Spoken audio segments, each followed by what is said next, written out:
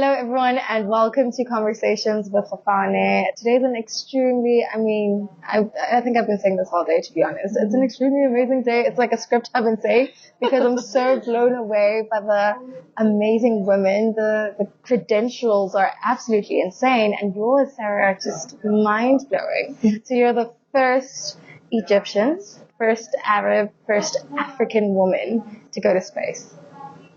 That's all you. That's absolutely insane. Could you just tell us, how did you get to that position in your life? Well, it was a very straightforward path, of course, because I'm from Egypt and I grew up in Egypt, and for us there we don't have a human spaceflight program. It's not something that you're exposed to, so it's not something that you can work towards in your life. So for me, it just happened very quite naturally, where it progressed with my career. I'm an engineer. I'm a mechanical engineer, focused on mechatronics. I did my master's in biomedical engineering. I'm currently doing my PhD in aerospace, focused on spacesuits. I worked in robotic surgery, in Formula 3 cars, stem cells. Like, I did a bunch of different things, and they all seemed very challenging at first. But I always did them because I was curious. It was always about this curiosity that's driving me to solve problems. I always loved seeing a problem and trying to fight to find the answer. So I always treated it the same way. How do I use my skills and my very small basic understanding of physics and the universe? Because there's a lot that we don't understand in astrophysics especially, and that's what drove me crazy. And how do we use that to be able to solve the problems that we have here on Earth? I applied that in the mechatronics field, applied that in the human body, but then I started having more and more questions about humanity. So when I first read Stephen Hawking's book, Brief Answers to the Big Questions, I started having bigger questions about the world. And that led me to astrophysics, and the more I was trying to understand astrophysics, the less I understood, and the more I realized we need to become multiplanetary in order to have these answers. And I decided that I could use my skills and knowledge to help the field forward a little bit in my own way. Yeah. And that seems crazy because of, where you're from. You don't have the opportunity. You don't have, everyone around you tells you it's not possible. I can imagine really it was a situation where you had all these questions and then space. It just kind of came up. Was that how it happened? Well, because the way to have these answers is to push the space field forward, because this is how we're getting these answers. If we want to have an understanding about humanity, we need to go farther beyond our own solar system to have that understanding.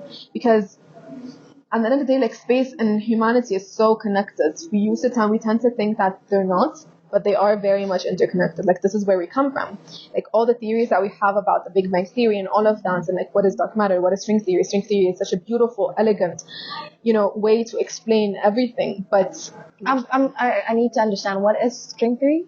So, it's, without getting into too much detail here, and because also I'm not a physicist, so I'm not really equipped to really explain that properly.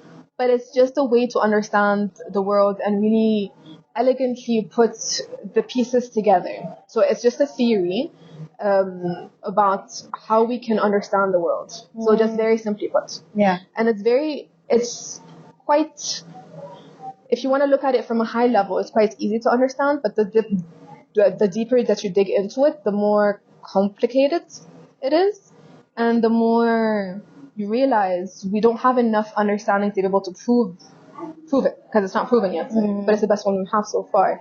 So there's a lot of things here, and the way for us to be able to have enough understanding is to push technology forward in order for us to be able to prove these theories, because we can't, for instance, right now create small black holes on Earth.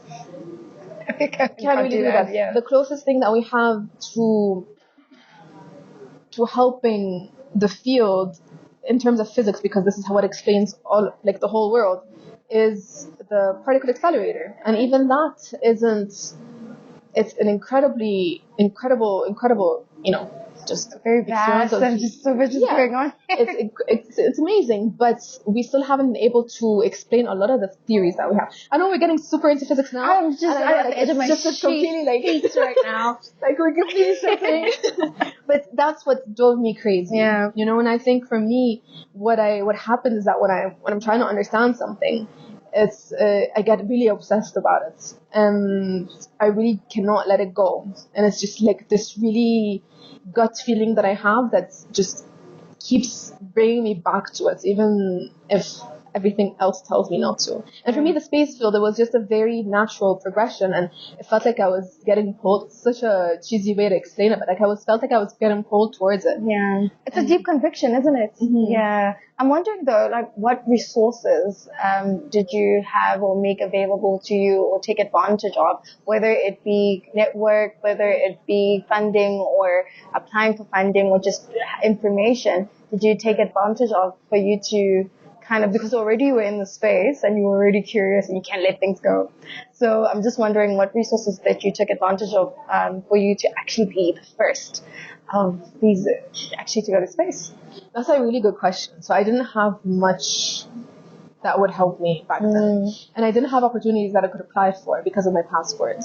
So it wasn't, a lot of things were working against my getting involved in the space field. But the thing is, what really, really helped is networking. Yeah. I reached out first to people on LinkedIn, as simple as it sounds. I reached out to a woman, an incredible superwoman called Jennifer Fogarty. She believed in me in the very, very beginning. She used to work as a chief scientist at NASA for 14 years.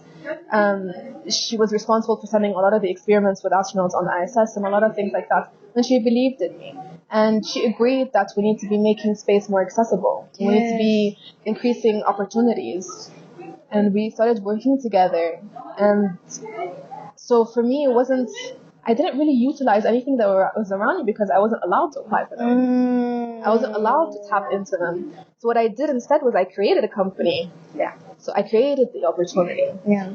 And I created it wanting to do the research myself, but I never ended up doing research with the company just because now we're helping hundreds of people per year to do that research themselves. Right. I wish I could do the research because we've made it so much easier for them to be able to get involved in the field. I wish at my time, when I started in the field, that I had this opportunity.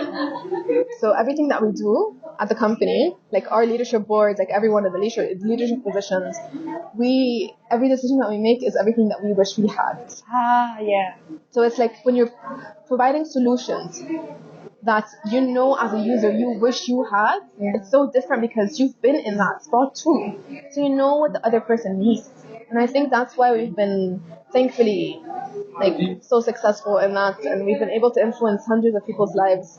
But we're aiming to be able to touch hundreds of thousands. Absolutely. Hopefully. I mean, when you talked about accessibility in the aerospace industry, I'm like, absolutely, because as I'm talking to you now, you're just this anomaly. I mean, you went to space, you saw stars and the moon, probably not up close, but you saw them, and to me, it sounds so far-fetched. And I guess this is what we talk about in terms of representation, and to see a woman who's able to do something, and an African woman even, it's just absolutely mind-blowing as well. Going back to your company, I think it's absolutely incredible again that you are literally taking an innovative product, innovative solutions, and making it accessible to the rest of the world. Can you maybe let us know a bit about the company? Of course. So the Youth Initiative is a non-profit, and it's a very simple solution to this very complex problem. Yeah. So what we do is we're trying to target this problem of inaccessibility through 3 different angles. So research, because we don't have the opportunity to do research, and to be able to push the field forward, we need research because that's what moves everything. Absolutely. So we need to be able to involve people from all over the world to partake in research. So we get them mentors that have minimum of 10 years of experience in the field from NASA, Blue Origin, everywhere, and they donate their time. And they work in research for about 3 to 6 to 9 months. And they get to publish their papers, they get to attend conferences and present their work. They get to have, this foot in the door and really work on beneficial research that is benefiting the entire field. And then on the other side, you have education. We realize that people do have the desire to do research that could qualify, but maybe they lack the education in that specific field, because you need that too. In your home country, in a lot of our countries, we don't have that. In my country, we don't have that. So we decided to provide this material for people also, and to just for it to be completely accessible. So we have a podcast with my CTO, Dr. Jennifer Fogarty, the one I spoke about. Yes. And her co-host is Serena Onan-Chancellor, who is a NASA astronaut.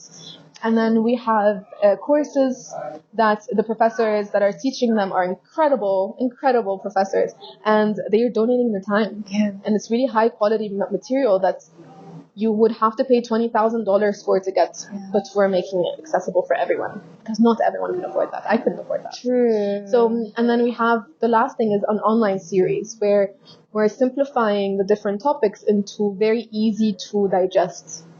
Because we want to increase also the understanding of what exists in the field. Yeah. And we're going to be translating it into different languages. And then finally, we have a third department that's legal. So what we're doing is we're trying to understand the laws that make the space field so inaccessible. Because companies in the US cannot hire foreign nationals because of the laws that exist that put space tech under ITAR, which means they are protected under the munition list, which means you cannot hire foreign nationals because it's under the national security. So how do you update those laws that maybe back then it made sense for them to be there, but maybe now it's time to update them because it doesn't make sense anymore. It doesn't. Absolutely not. So from what I'm getting from this whole thing is you are providing through media, the podcast, obviously independent media using the podcast, and it's available everywhere. Yeah, so we're just going through some rebranding. So we are going to be reposting the episodes that we shot last year. Yeah. And we have plans for the rest of the year that are really, really exciting. We're going to be making new announcements soon. We're also completely rebranding our whole website. So that's also undergoing now. We should be done with it within the next couple of weeks. We have openings now we have an open application for mentors. So for people to be supervisors or advisors, we're going to be opening up applications for researchers soon, I think about in a month or so. And the educational material will be posted, the podcast will be posted, everything is going to be online, accessible to everyone. Accessible to everyone, which is a very important thing. And before you go, I must ask, how is it being up there in the sky? I mean, just from getting into the rocket and just like shooting up into the sky, just a crazy speed. My mind can't even conceptualize the whole thing. It's life-changing. It was a lot more profound than I thought it was going to be. And sitting on that rocket is very thrilling. I truly enjoyed it, to be honest. I was responsible for emergency scenarios, so I had to be careful be aware of a few things. But it was so incredible to experience something that you had imagined in your head for so long.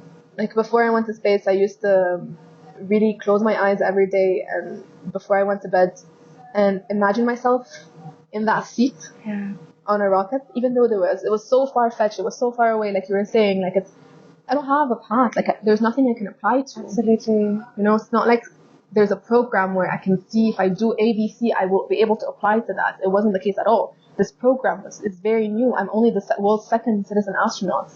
So it's the first program that selects astronauts that is not government-based. So I had no idea that this would happen. So I just knew somehow that I would end up there someday. And I was manifesting it. I was doing it again and again. So it's such an incredible feeling to have imagined it in my head for so long and to have... Yeah, I could just see your face glistening, right? Just glowing up when you say that. When you kind of reach, I don't know, is it a point where you reach your destination? Is that what they call it?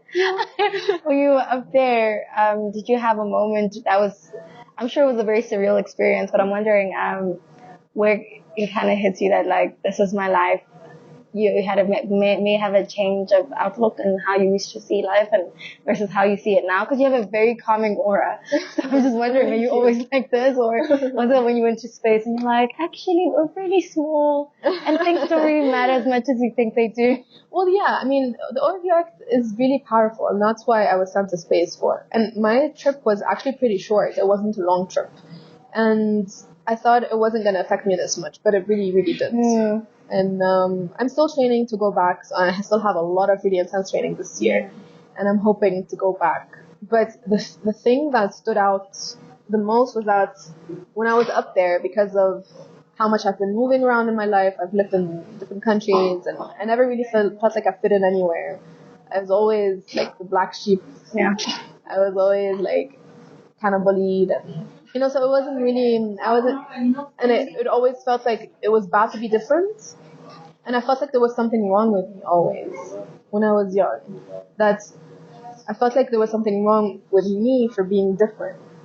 But now I really appreciate that I was different, And even though it wasn't easy and it didn't feel very good, because kids can be cruel. Yeah. And I think it's just how it is everywhere. Yeah. And we should appreciate our differences.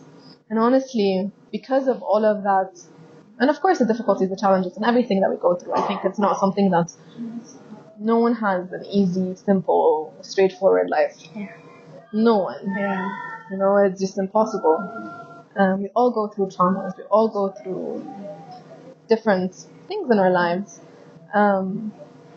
But for me, the thing that stood out to me the most when I was in space was that it felt like I was home. Which is so weird to say because it's an environment where your body's not meant to be in. But even though it was a short trip, when I was looking at space, it all clicked. It all made sense. All the sacrifices, everything.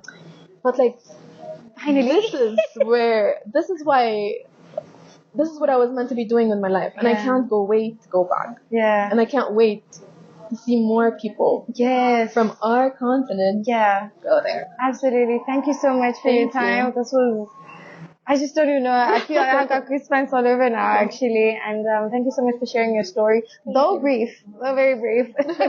But I am grateful that you shared your story, and I guess it's a very surreal thing. Thank you. And like you said, it wasn't like a straight situation, because now you're very vast in terms of your knowledge and your experience, and you're a pioneer, not just in going to space, but creating opportunities for others. And I think that's absolutely amazing. Thank you so much. I really appreciate that. It means a lot to me. You're welcome. Thank you all so much for watching, and we look forward to seeing you next time. Goodbye.